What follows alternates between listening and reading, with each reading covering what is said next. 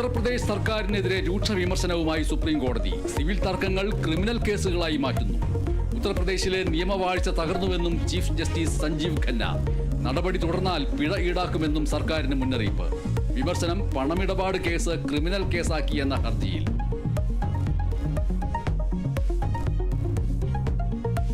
രാജ്യത്ത് പാചകവാതകത്തിന് വില കൂട്ടി. ഗാർഹിക ആവശ്യത്തിനുള്ള സിലിണ്ടറിന് കൂട്ടിയത് 50 രൂപ. ഇരുട്ടടിയെന്ന് വിലയിരുത്തൽ. സബ്സിഡി സിലിണ്ടറിന്റെ വില 500-ൽ നിന്ന് 550 രൂപയായി. പെട്രോളിന്റെയും ഡീസലിന്റെയും എക്സൈസ് തീരുവ കൂട്ടി കേന്ദ്ര സർക്കാർ. ചില്ലറ വിൽപ്പനയെ ബാധിക്കില്ല എന്ന് പെട്രോളിയം മന്ത്രാലയത്തിന്റെ വിശദീകരണം.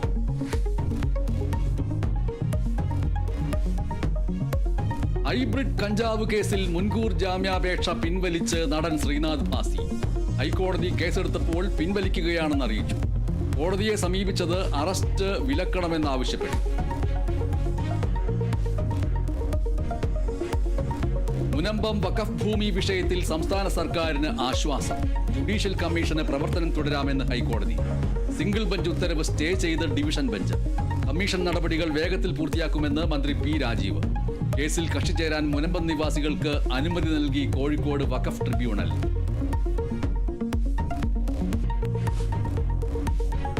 തൊഴിൽ മന്ത്രിയുമായി കൂടിക്കാഴ്ച നടത്തി ആശാ വർക്കർമാർ. ആരോഗ്യമന്ത്രിയുമായി സംസാരിക്കാമെന്ന് വി ശിവൻകുട്ടി അറിയിച്ചു. ഓണറേറിയം വർദ്ധിപ്പിച്ചാൽ മാത്രമേ സമരം അവസാനിപ്പിക്കാൻ കഴിയൂ എന്ന് സമരക്കാർ. ആശാ സമരത്തിന് അനുകൂല നിലപാടെടുത്തതിൽ INTUC സംസ്ഥാന പ്രസിഡന്റ് ആർ ചന്ദ്രശേഖരന് KPCCയുടെ താക്കീത്.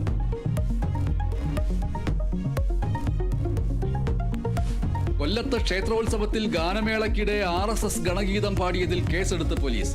ഗാനമേള സംഘത്തിലെ പാട്ടുകാരൻ 1-ാം പ്രതി. ക്ഷേത്രോപദേശക സമിതി അംഗങ്ങൾക്കെതിരെയും ഉത്സവ സമിതി അംഗങ്ങൾക്കെതിരെയും കേസ്. ദേവസ്വം അസിസ്റ്റന്റ് കമ്മീഷണർക്ക് അന്വേഷണ ചുമതല നൽകി ദേവസ്വം ബോർഡ്.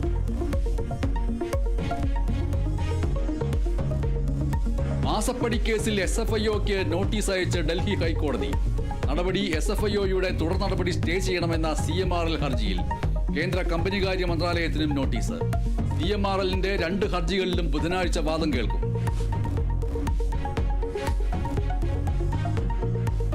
നടിയെ ആക്രമിച്ച കേസിൽ നടൻ ദിലീപിന് തിരിച്ചടി. CBI അന്വേഷണം വേണമെന്ന ഹർജി ഹൈക്കോടതി തള്ളി. വിചാരണ അവസാന ഘട്ടത്തിലെന്ന് ഹൈക്കോടതി.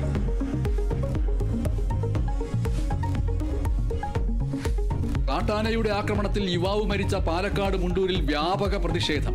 DFO ഓഫീസിലേക്ക് BJP നടത്തിയ പ്രകടനത്തിൽ ഉന്തും തള്ളും.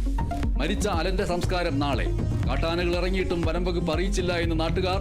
വീഴ്ച പരിശോധിക്കുമെന്ന് മന്ത്രി AK ശശീന്ദ്രൻ. കാസർഗോഡ് 4-ാം മൈലിൽ 4 പേർക്ക് വെട്ടേറ്റു. ഒരാളുടെ നില ഗുരുതരം. അക്രമത്തിൽ കലാശിച്ചത് പടക്കം പൊട്ടിച്ചതുമായി ബന്ധപ്പെട്ട തർക്കം. അക്രമികൾ ലഹരിക്കടിമകളെന്ന് പരിക്കേറ്റവർ.